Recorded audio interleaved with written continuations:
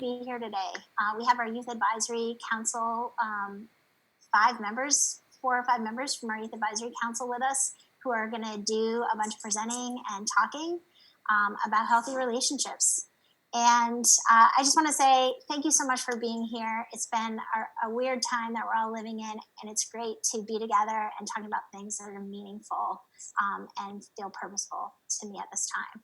So before I launch into anything else, I'd like to introduce you to the rest of my team who's going to be talking with us today. Brennan, would you like to go next? Sure. Hi, I'm Brennan. Thank you guys so much for coming to our workshop that we're going to be doing for you guys with you guys today. I am from Scarborough, Maine. I am 16, and I guess I really love the work that I do because I know that it will have a really positive impact on everybody around me and in my life. So yeah, and I'm gonna tag Aiden. Sweet. Hi everybody. My name is Aiden. I come from Falmouth, Maine. I'm super excited to be here. He, him, his pronouns, by the way. I am super inspired and love this work so much because I can see a lot of pain in the world, and I'm really inspired to try to make my mark and make the world a better place. And I see this as an awesome way to do it. I'll pass it over to Jason to introduce himself. Thank you, Aiden. Hi, everybody. My name is Jason. I am from Freeport, Maine, which is where the headquarters of LL Bean is. I'm a first year in college. I go to Union College in Schenectady, New York, which is about 5 hours from where I live. And why I'm involved in this work is I think Aiden said it really well, but me in general, I really think that it's impactful for me in my own life. And I also like spreading it to other people to help them kind of realize things within themselves and help spread as much love as possible, because I think that's what our world needs ultimately. And I am going to pass it on to Satchel. Hello, I'm Satchel. I'm 16 years old. I'm from Falmouth, Maine, same as Aiden. And I got introduced to Boys to Men when they came to my school, and I immediately fell in love. I think we tackle very important social issues, and I learned so much for myself, and I just want to keep sharing. And I'm going to tag Danny. Awesome. So excited to be here. This is great. My name's Danny. I'm a program specialist working with Maine Boys to Men. And I got involved in this work because I feel like growing up a young man, I use he, him, his pronouns. Growing up a young man, nobody talked to me about these things. And so I feel so fortunate to be introduced to this organization and to help, to have the opportunity to help spread this message. And I'll pass it to Chris. Great, Danny, thank you. Hello, my name is Chris. I go by he, him, his pronouns. I am hailing from Maine, but I'm originally from New York. I'm a program specialist at Maine Boys to Men. I've been working for the organization for about 6 years now, and this work is incredibly important to me, and I'm deeply grateful for you all to take the time out of your days to come in and have these conversations that I think are vital, particularly at this time in the world. These are conversations that were not readily available to me when I was growing up and going to school in New York. I think that oftentimes we're told what not to do in a relationship. Yet there's never any conversation or guidance or a path shown towards what to do, what do we do to maintain healthy relationships. So we're going to take that opportunity today. So thank you for being here, and I'll pass it on to Heidi. Awesome. Thanks, everybody. So I just want to quickly say that why this work is so important to me is I don't think that unsafe relationships is the problem of any one person. I think it's everyone in our culture has to work to create safe relationships for everyone. And I'm particularly passionate at bringing all gender identities together to solve this problem. So I love that we have a gender diverse team working together to address this topic. So let's see what we got here. I just wanted to tell you very quickly a little bit about what we're going to do today. So we're going to be here from 2 to 3. We're going to set some ground rules for our time together, talk about healthy and unhealthy relationships. And we're actually going to get into some scenarios and let people discuss through the chat box what you're thinking about those scenarios.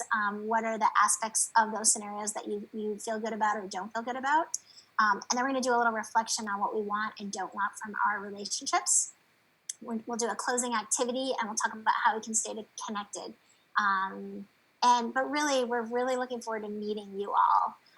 And would like to say that even though we have a few slides we're going to talk through, we really are hoping that you'll be in the chat box putting questions, ideas, your thoughts, so that we can interact with you.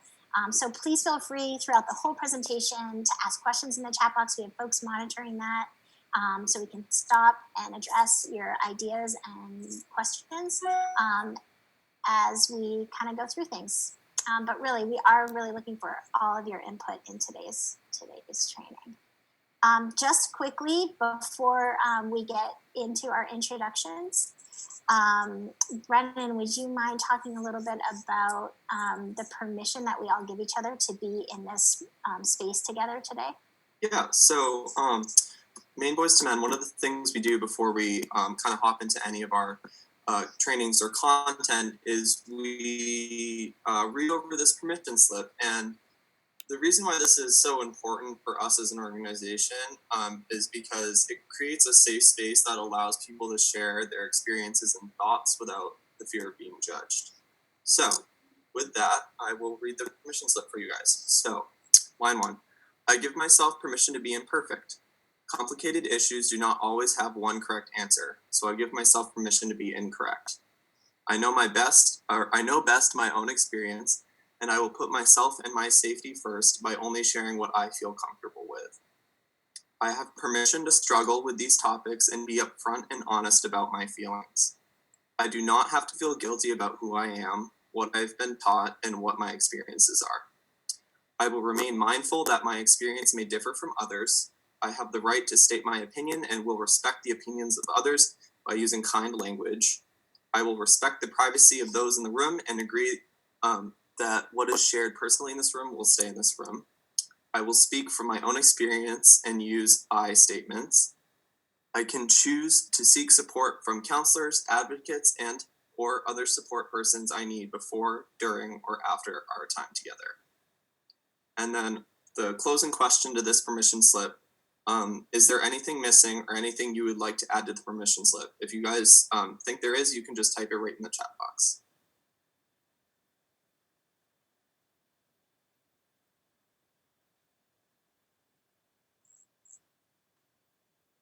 I just want to say, before we jump on, I love that we do this. And something that always strikes me is that line, like, I do not have to feel guilty about who I am, what I've been taught, and what my experiences are. So I don't have to feel guilty that I grew up hearing certain messages because I have control over what I believe today. And I just always love hearing that.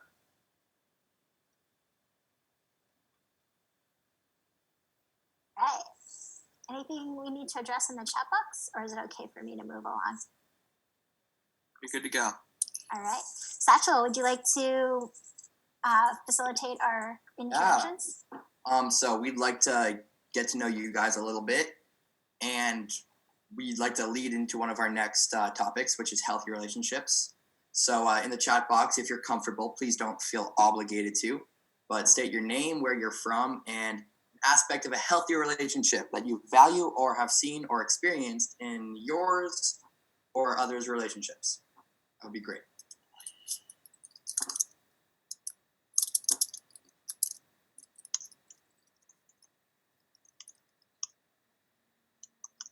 Emma is from Buffalo, New York, and she says, or they say, communication and trust.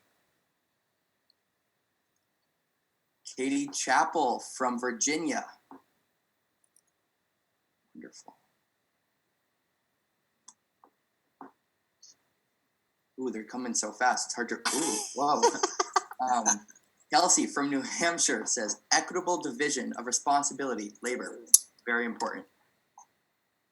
Bethany from Oklahoma says value, open and honest communication. Absolutely. Wow. Whoa.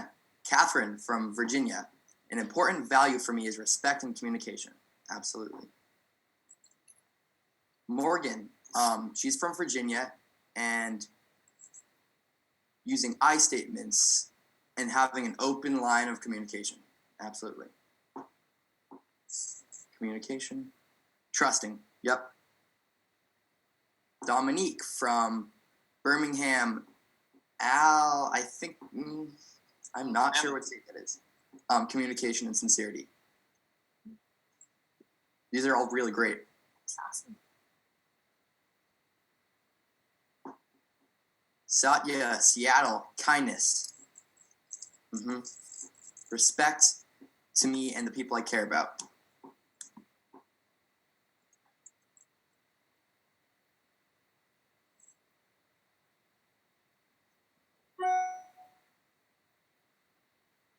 All right. Awesome. Thank you, everyone. Appreciate that. Thank you so much. Feel free to keep introducing yourselves too throughout the presentation if you hop on, or also just kind of as we're going. Just feel free. So we're going to jump right into just some quick overview, some aspects of some of the important parts that we feel make up a healthy relationship. Danny, do you want to talk us through this? I would love to talk about this. So we created this list of things that we've seen in our experience around healthy relationships. I just want to go through them and sort of talk about them briefly. So a big component of healthy relationships for us is time together, but also acknowledging time apart, that you don't have to spend all of your time with your significant other or your partner. Really big is respecting boundaries, knowing what the other person is comfortable with and respecting that. Having shared decision making. So not one person not making all the decisions for the partnership, but people making those decisions together. Time together with friends and families. I think that speaks also to the time apart piece. So like not only having time apart with your friends and families, but also sharing that friend and family time with your partner. Supporting goals and ideas, huge. Being collaborative. I think that goes right with the shared decision-making piece. Feeling safe to express your thoughts and feelings, definitely.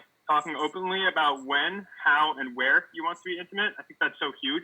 I find that so many young people have questions around all of those like when, how, and wheres. And there is no right answer, right? It's up to the people in that relationship to decide that. Taking time to get to know each other. Taking and talking about gender equality and gender equity and what that means. And then listening. Listening is such a huge part. We saw that come up in the chat box as well as people talking about communication and listening. I think that's huge. Is there anything that anybody else from the team would like to add to what I said?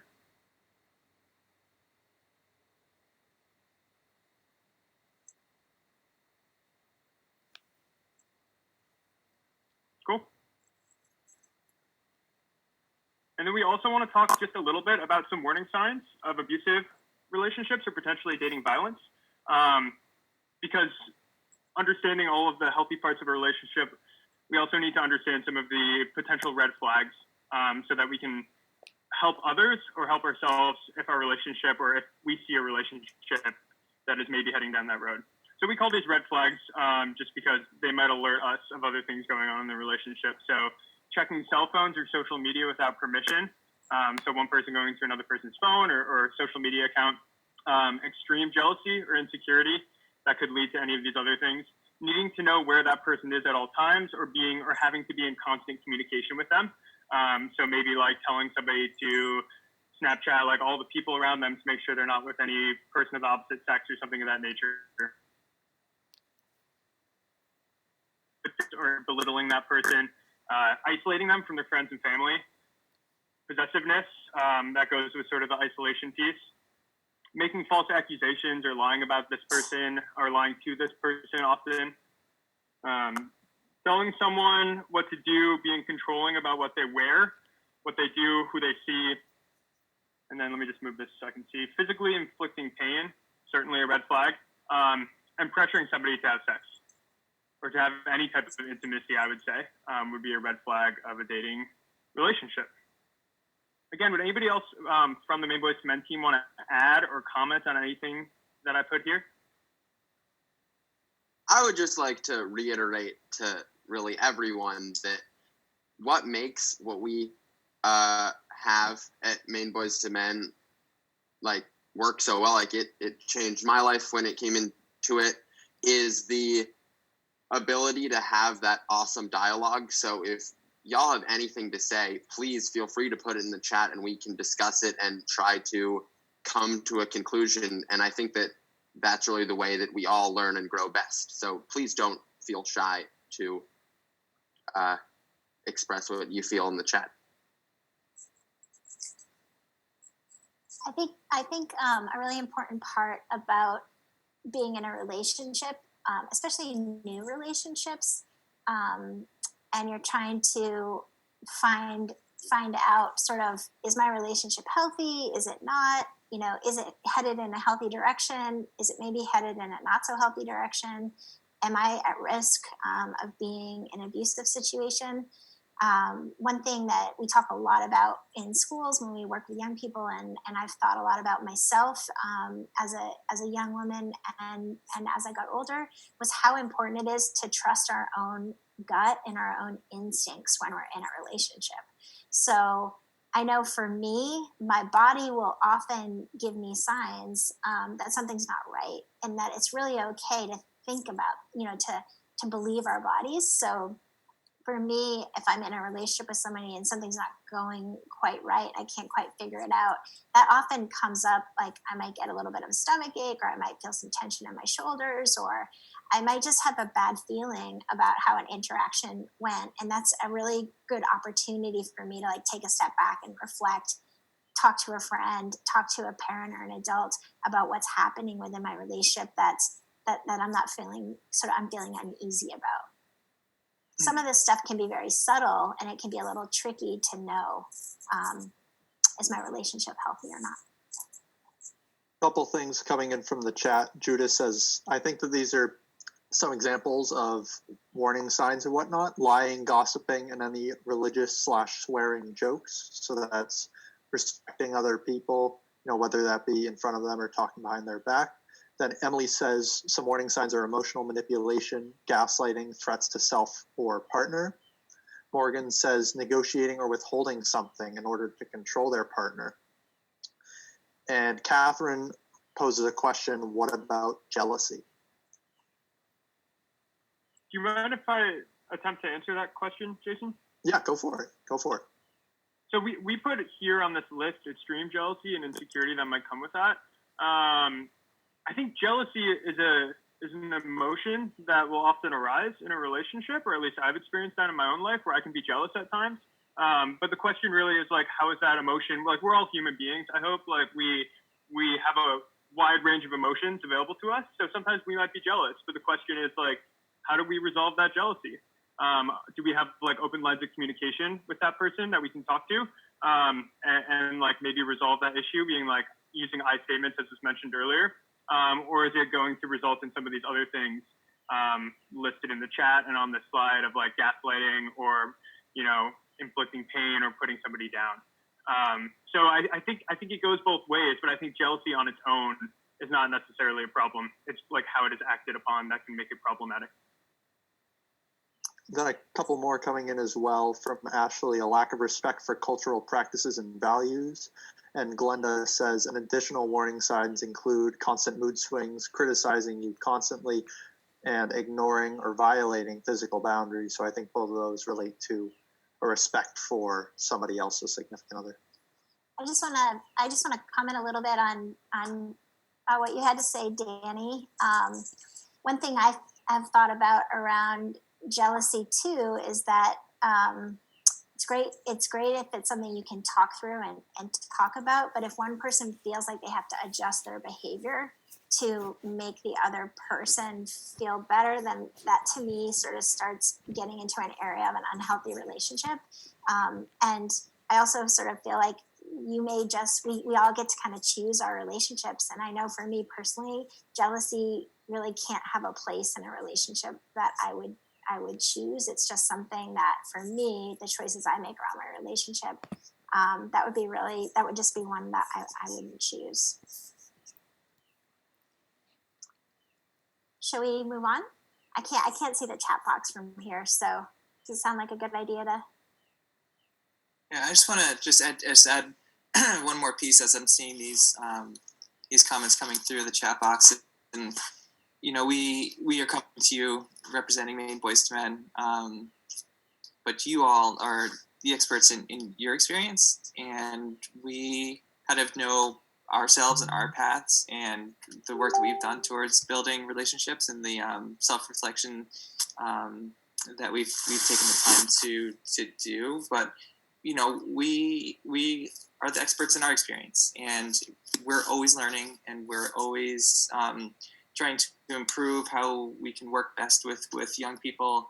So just seeing the thoughtfulness and the participation is really great. So I encourage you to keep on sharing what your experiences are and kind of enriching this conversation. So thank you for those who are sharing.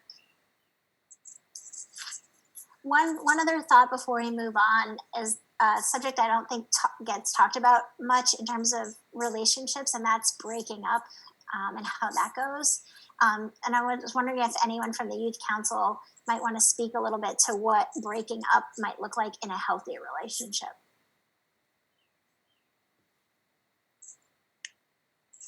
Very good So, question. Oh, go ahead, Ron. No, go ahead, Jason. Oh, thank you.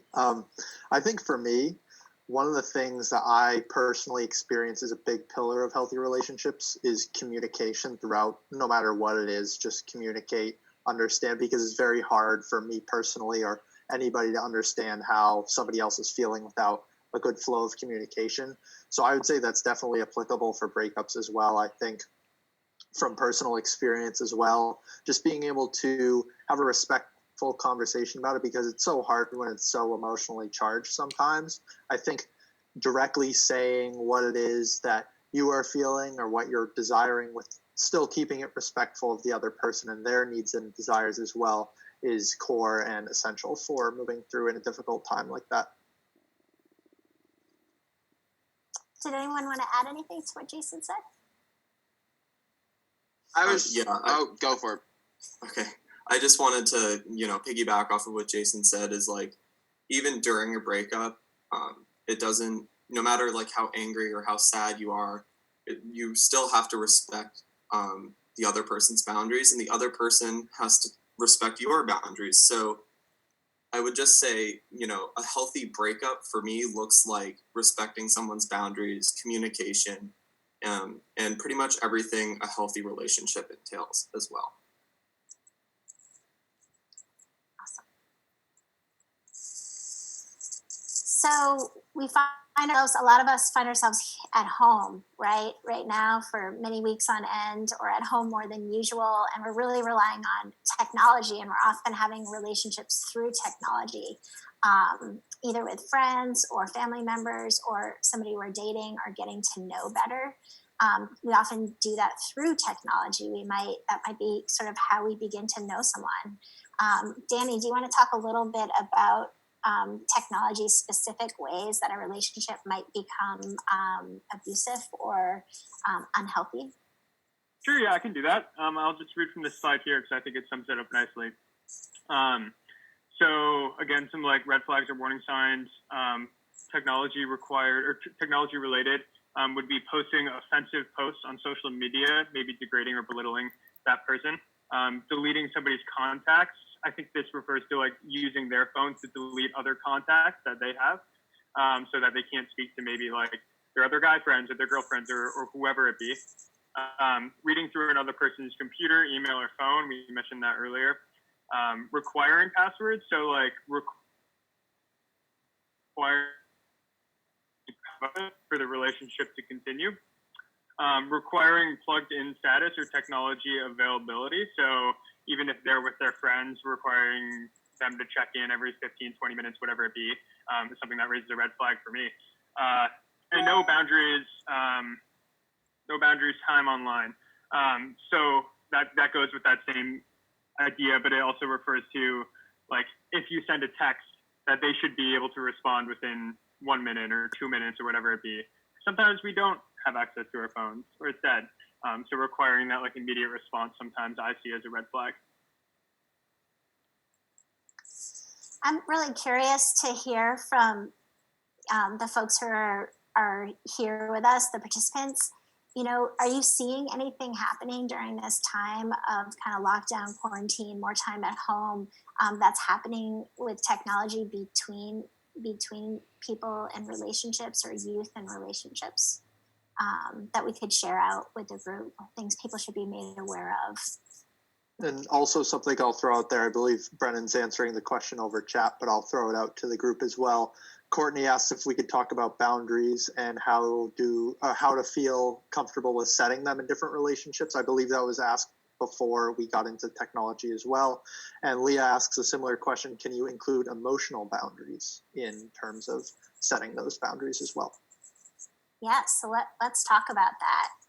Is there anyone from the Youth Council who would like to address boundaries and boundaries? I could touch on that. Awesome, thanks.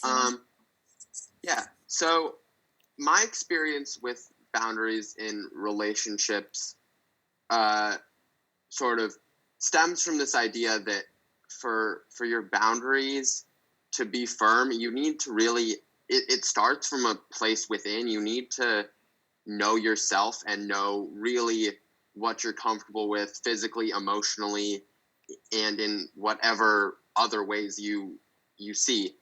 And then after that, it's really a two-step process. You need to figure them out within you, and then you need to clearly communicate them.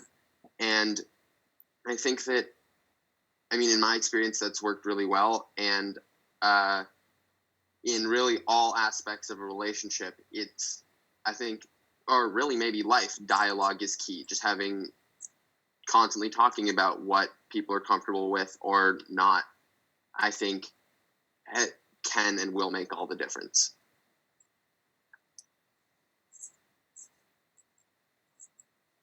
I think sometimes there's a culture about boundaries where we assume that everything is okay unless someone tells us no. And I think we've got that really backward. I think we should always assume nothing is okay unless somebody tells us yes. So if we're in relationships, establishing a culture in that relationship where you speak really freely about what you like, what you don't like, how late you like to be called at night, how early you want to be texted in the morning.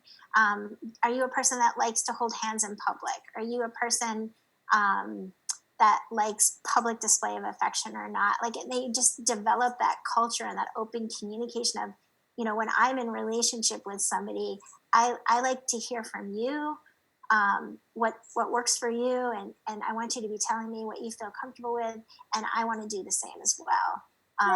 Whether that's making simple decisions together about what you're going to do on the weekend, or how soon you introduce somebody to your family, communicating about that, setting boundaries, but just really right at the beginning of the relationship, or if the relationship's already happening, it's always okay to come in and say, I'm a person that relationships work better for me when I can state clearly what my needs are, and I'll listen to what your needs are too.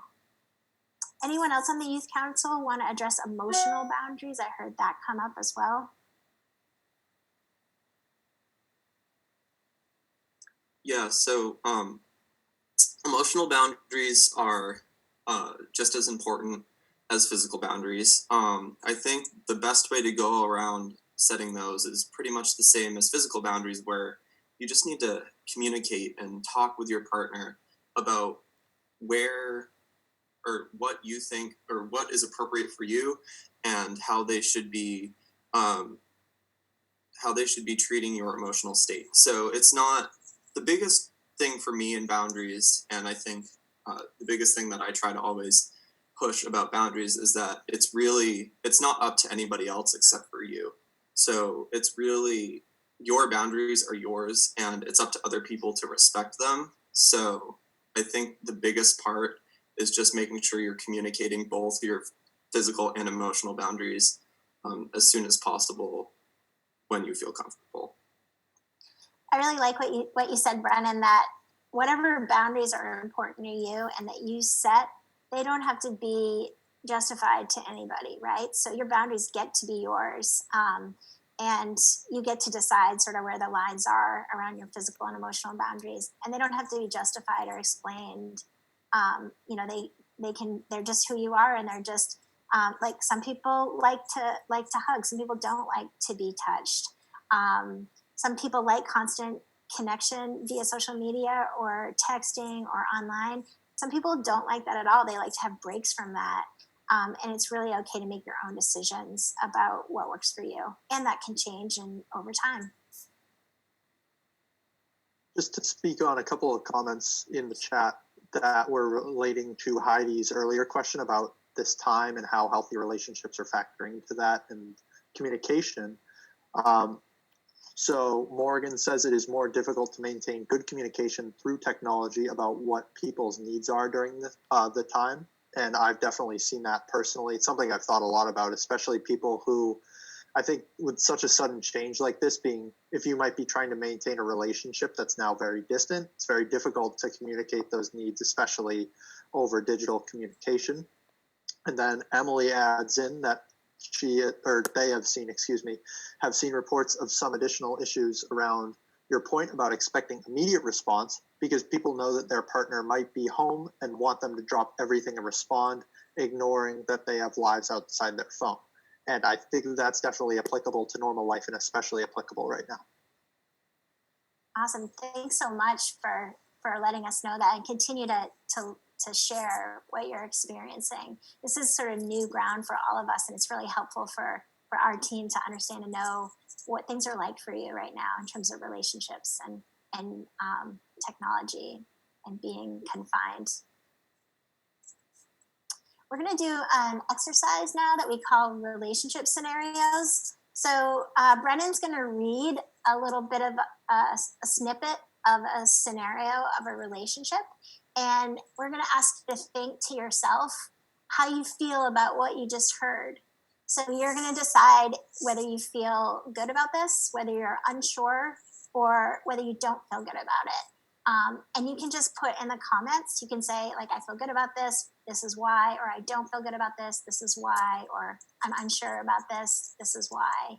Or you can simplify that any way that you want. But we'd really like to hear from you what you think about these particular scenarios.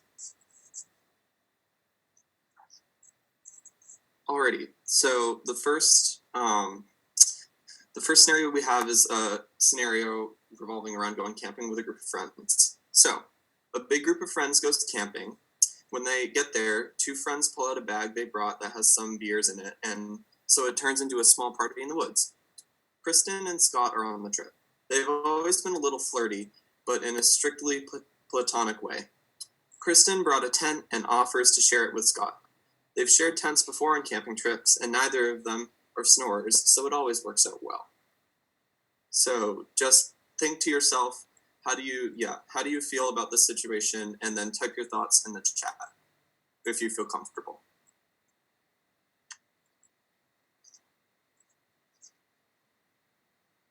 Something also that you can think about, like, as well, and also share with us, is what to you would make this situation feel, if you feel uncomfortable about this situation, what would make this situation feel more comfortable for you?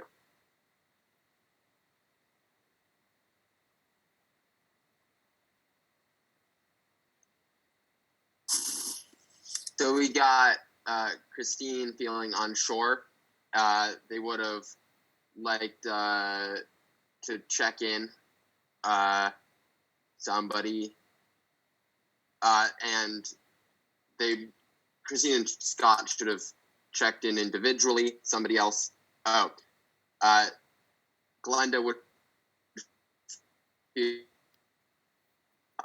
is the sense that I'm getting right now, and I think that is shared. People are worried. People are feeling unsure with the alcohol. That could potentially impair judgment.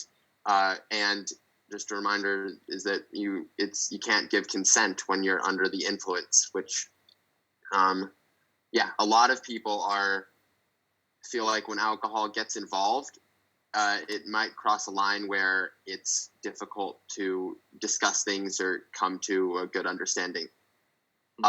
People feel varying degrees of unsure to unacceptable.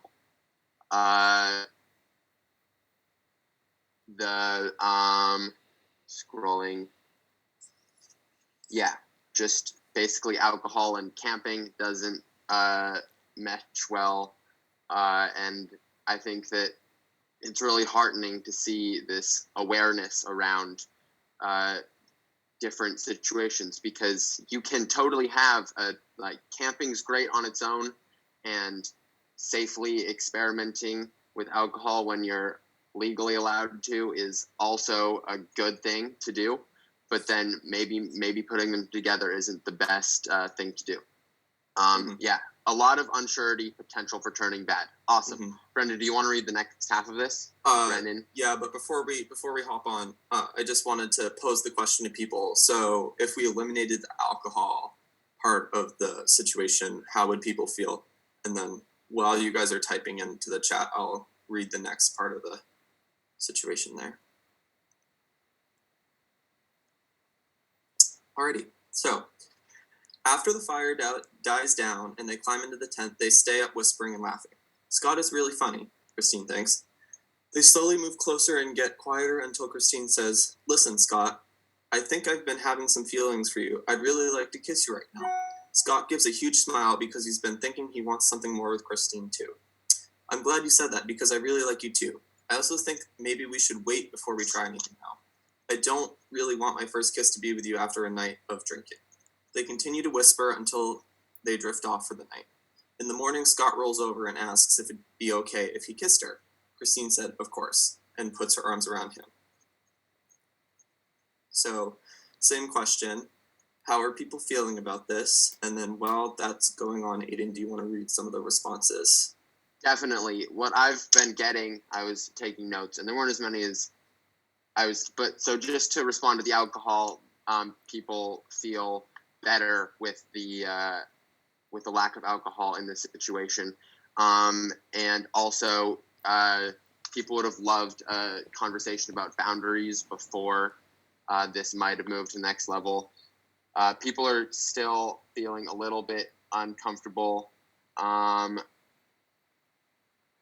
And people think that if they have a history of sharing the tent with no issues, they seem like good friends and it's respectful. Totally. That's an awesome point.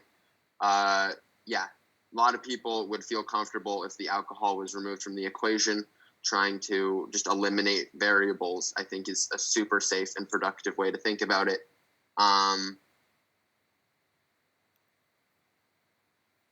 But the people are recognizing that there was some conversation, some boundaries were thrown down, and I think that is awesome to recognize that there was a beautiful foundation laid to sort of build this relationship off of. Yeah, perfect. Yeah, consent so was there.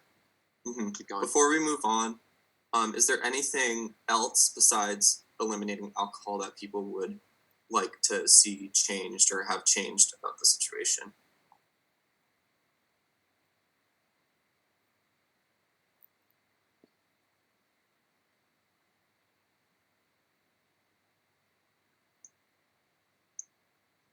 People seem, the one response to that so far was nope, they did great, which personally, from experience, I always like this story because it feels like it there's that potential for stuff to go really wrong, but then as it plays out, the goodness in both of the parties sort of pulls through and they end up being, nothing ends up going wrong, and it seems pretty happy. Talking about sleeping arrangements before going camping might have been a great option. A lot of people are feeling that. I think that might stem from just wanting to get to, again, eliminate variables that could cause tension down the road. Lots of agreement in the chat for just talking things over before. I think that this really shows that finding boundaries just as soon as possible is really a necessity, and it's awesome to see everybody acknowledging that. Cool. Can I just add one thing quick? Yep. Yeah, Danny, hit it. So Heidi and myself and Chris, we do this exercise with high schools all across the state of Maine. And like Aiden said, it has this potential to really take a bad turn, like youth underage drinking. Like we've heard that story, we've heard that narrative before. So then when we read the second half of it, it's always such a relief. Yes, maybe things could have gone better in little ways here and there, but there was really good communication. They respected each other's boundaries. They continued to communicate. This is a great example of what consent can look like. And everybody in the room, regardless of gender, regardless of age, sort of feels like this weight has been lifted off their shoulders. I think so often in our society and in our culture, we highlight some of the negative stories, which have value, certainly. But I think with that, we need to highlight the positive stories. We need to lift stories like this up, because these are the stories that we want to recreate, right? These are the stories that we hope to highlight and illuminate so that they can create impact in our world. Agreed. Alrighty. Alright, so we have one more scenario for you guys. This is a texting scenario. Okay, so Beth has always excelled in math and was so excited when she was placed in a senior's calculus class. She was even more excited when she was seated next to Dan. She could barely believe her ears when he asked her out a couple of weeks into the school year. Beth and Dan have been dating for about 6 months, and they spend all of their time together. Beth's friends haven't been able to get her to hang out in weeks. Her friends finally get her to commit to going to the beach with them this weekend. But when they're together, Beth is busy on her phone texting Dan the whole time. He's just making sure it's just us girls hanging out, no other boys, she tells her friends. He needs to know where I am and who I'm with. He gets worried. He asks her to Snapchat him a few times to show him the group. So again, how do people feel about this?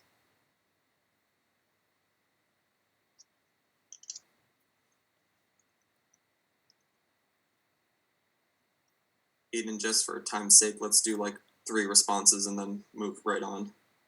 I like it. People, I'll just try to sum up the idea that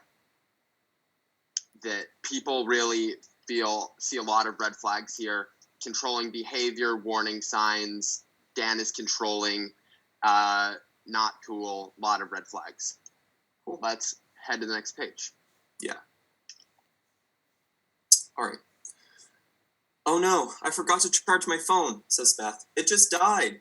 She feels badly about not being able to text Dan to let him know, but the girls' ride isn't coming for them for another couple hours, so she shrugs it off and they all go swimming. After the beach, all the girls go to Jen's house for a sleepover. Beth is able to plug in her phone, and when she turns it on, she has 22 texts, 4 Facebook messages, and a few snaps asking where she is. Beth immediately calls Dan and spends the next 2 hours on the phone with him, apologizing for not being available. When her friends try to get her to hang up, she explains to them, I should have planned ahead and charged my phone. He can get so worried about me. That evening, after dinner, Dan shows up at Jen's house looking for Beth. He brought her a bouquet of flowers and tells her, I'm sorry for getting angry, but you need to be more careful about your phone. I only worry because I love you so much. So, how do people feel? Right, how do we feel? A lot of bad vibes, not cute. Huge sign of controlling person, unnecessary messages, very controlling. Even though he's apologizing, there's clearly something deeper going on here. That's creepy. Not love. Not cool. Cycle of abuse. Yeah. So general not great vibe. Okay, so then as we move through, or I think if they were one of Beth's friends or someone who knew Beth and has kind of been watching this situation happen, what would be the best way to intervene or, try to stop what might come?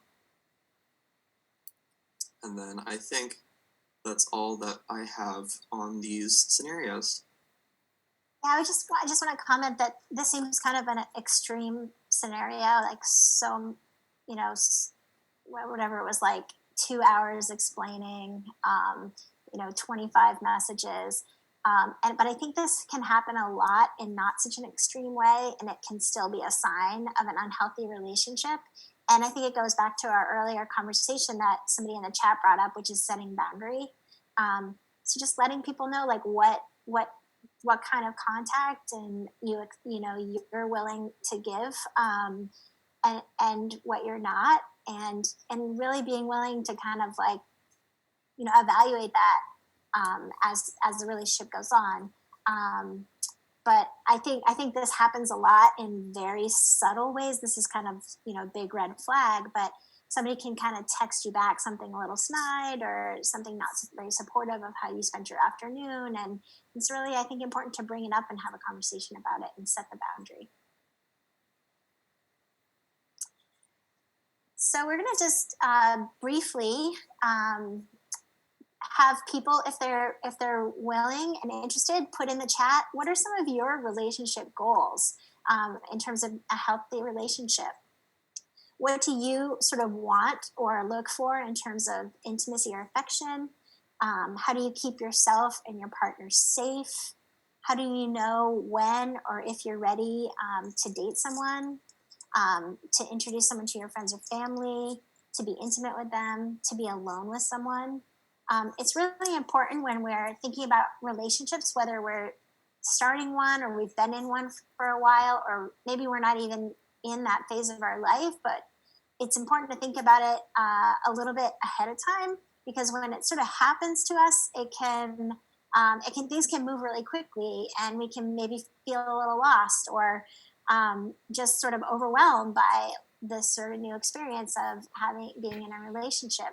And we have heard and have from youth that it's sometimes really helpful to take some time to think a little bit about what we want and what we don't want from our relationships. So we're just going to ask you to spend a little time in the chat, maybe just putting something like "I want" and then a couple of words about the things that you want from your either current or future relationship, or the things that I won't have in my relationship. And you can put some of those down. We made a list of some of the things that we hear often, or that from our team here at Maine Boys to Men, just to kind of give some examples. But really, you should choose the things that just takes a minute to reflect and think about the things that are important to you. I think it's easier to set the boundary of what you want and what you don't want if you've had a little time to think about it on your own first, and also hear from others what they expect and don't expect through this discussion.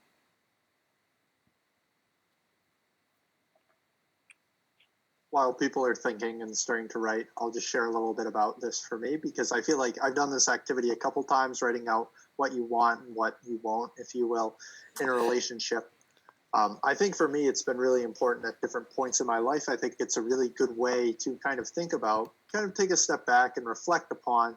And as somebody was saying earlier, I think it was Brennan who first brought it up, that the boundaries that you set are your own, and there's nothing wrong with wanting something or not tolerating something in a relationship if it's your own belief and something that you are comfortable with. And it's important to be very in touch with those.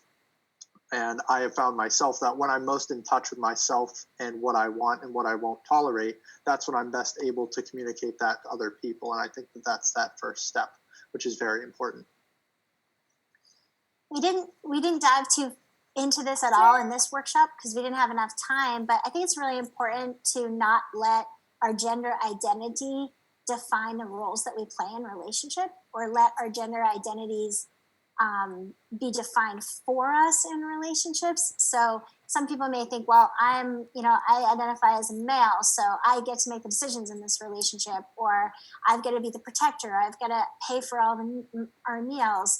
And we can go on and on about these sort of gender identity stereotypes. But I think it's really, one thing we talk a lot about is that our gender identity doesn't define necessarily the role that we choose or don't choose to play in a relationship.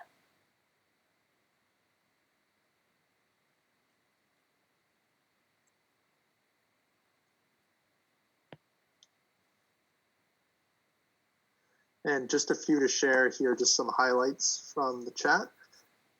One is saying openness to new ideas and acceptance. And another is saying someone who shares the same morals and values as they do. Compatibility on important things in life, that's very important. Trust and communication and no judgment.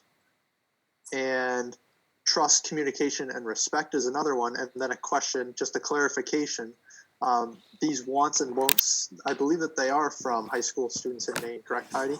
Yes. Yes.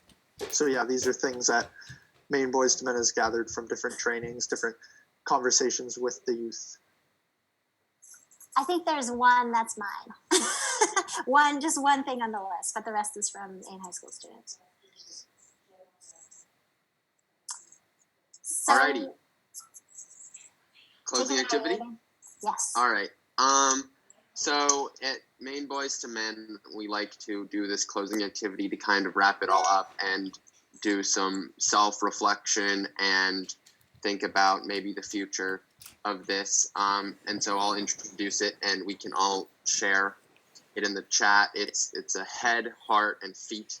And the idea is you'll share one or all or none, whatever you feel comfortable with.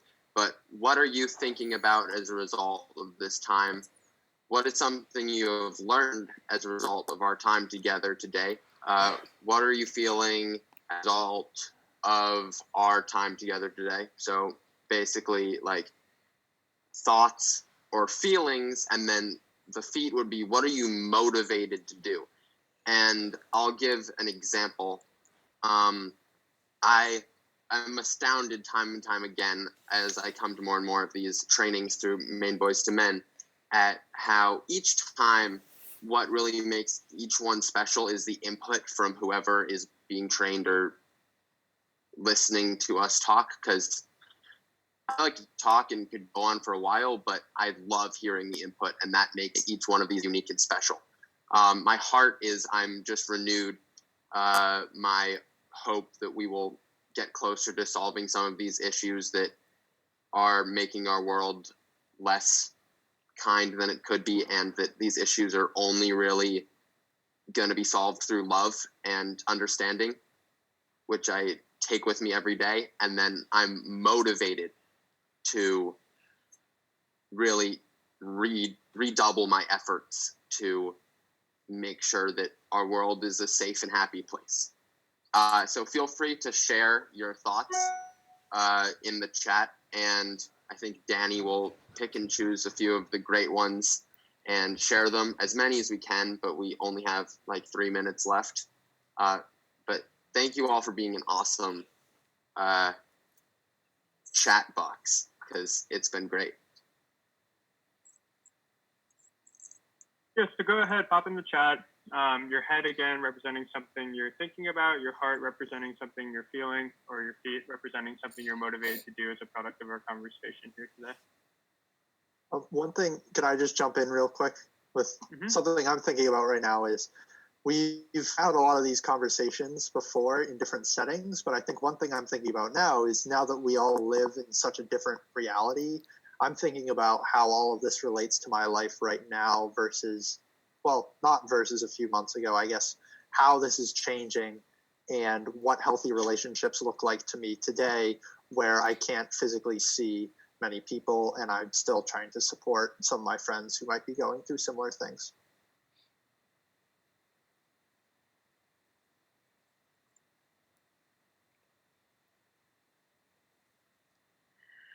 Thank you, Emily, for wishing there was a Boys to Men in New Hampshire. Happy that you feel better about the world knowing that we're out there. Michelle said, fabulous to see male-identifying youth talking in such a healthy way about relationships and connections. Bravo. Thank you for your insights. It's great. Talia agreed that this is really awesome. Catherine says this is amazing. Feel comfortable knowing a lot of things about a relationship. Great. And respectful communicator. So impressed. Great job, guys. Dominique said completely agree. This is great.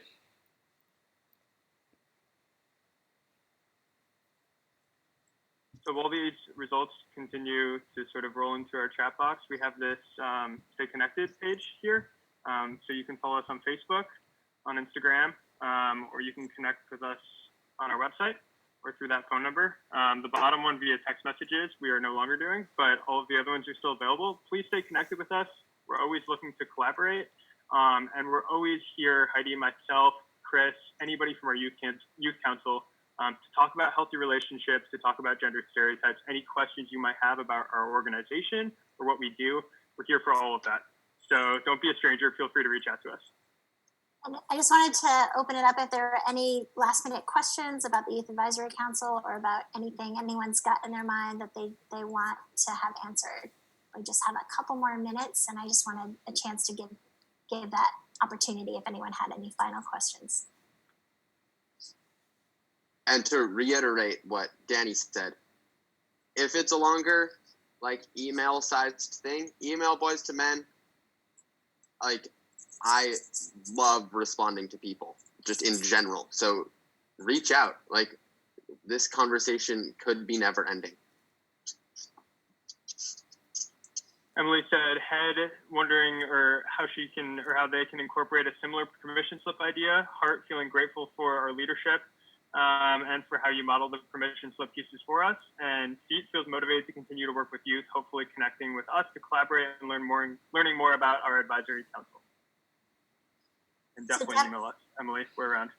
Yeah, can or message us on Instagram or email. And also, we are happy to share, for example, our permission slip. We can send you that file digitally.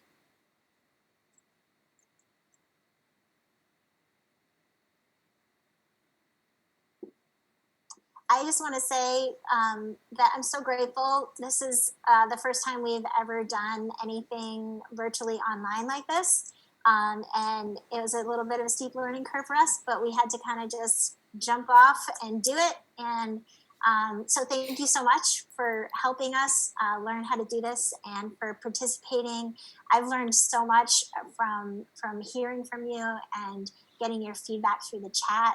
And I'm just so grateful that you're all here and considering and thinking about these topics with us. Yeah, to piggyback off of what Heidi said, thank you guys so much. You guys were such a great audience. Participation, like we said at the beginning, is so key to what we do and the work we do. And you guys did such an amazing job with the chat box and sharing thoughts and experiences. And we really, really appreciate that. So thank you guys so much. It was so great to share our experiences with you guys. And it was just amazing to hear your experiences. So again, thank you so much. Thank you so much, Maine Boys to Men, for joining us for the summit and sharing all of these great resources and information.